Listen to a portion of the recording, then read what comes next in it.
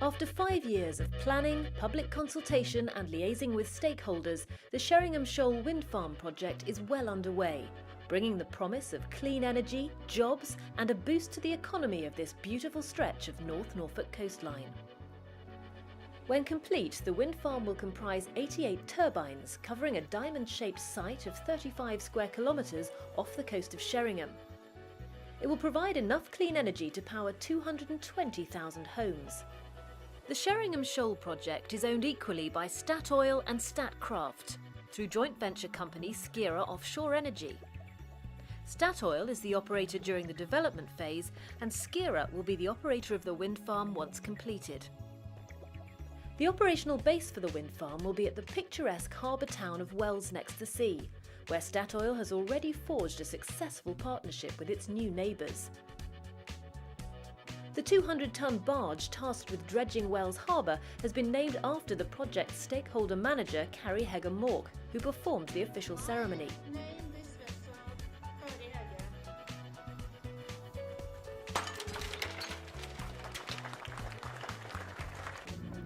We are very proud of this, and it's a pleasure to have come so far. And Sheringham Shoal is a large energy project within renewables, and it will make Statoil Hydro more than an oil company.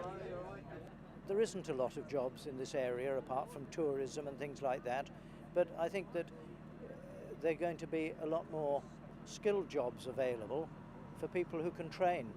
The 24-metre dredger actually began work on the 5th of October.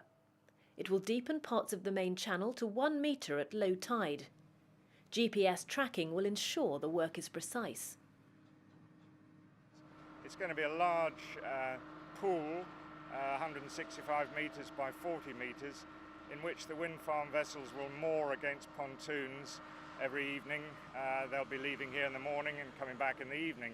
So this is a very protected area, ideally suited for the job. We want to keep the vessels away from the main quay because it's very full and there really isn't enough space there.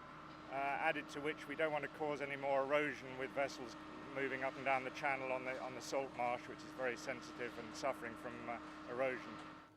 The initial improvement work will take 6 months, and then the depth of the channel will be maintained with regular dredging. This will not only increase the time periods when workboats servicing the wind farm can use Wells Harbour, but will also improve access for yachts and fishing boats, while the new jetty will provide berthing facilities for commercial vessels. But also there will be spin-offs probably for the lifeboat, for the fishermen. So instead of having to go at 2 o'clock in the morning, they may want to go down there at the night before and go off at 8 o'clock. So there could be spin-offs for everybody. Work is also well underway onshore, as teams from contractors Carillion plc start to create a corridor along which the cables transporting the power generated by the wind farm will be buried. Starting from the cliff top at Weybourne Hope, the onshore cable will run 22 kilometres across North Norfolk and Broadland to Sal, where a new substation is being built. The developers recognise that North Norfolk is an area of outstanding natural beauty, so everything's being done to minimise the impact on local people, wildlife and the environment. Directional drilling means the beaches will remain undisturbed, as will roads and key landmarks such as the historic Poppy Line steam railway, Kelling Heath and the River Bure. Statoil is also committed to using the local workforce on the development, providing employment and boosting the region's economy.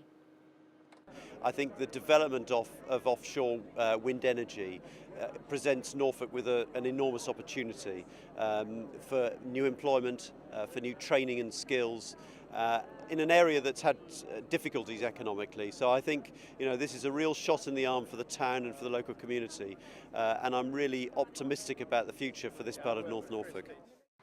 Huge rolls of cable are now ready and waiting to be laid the entire length of the route underground, thus avoiding the negative visual impact from overhead power lines. The power from those cables will connect to the national grid through a new multi-million-pound substation being built here at Sal near Corston. But before work could start, developers Arriva had to safeguard some possible site inhabitants. This specially designed newt fencing was erected to keep great-crested newts safely away from the construction area and create a protective corridor for them.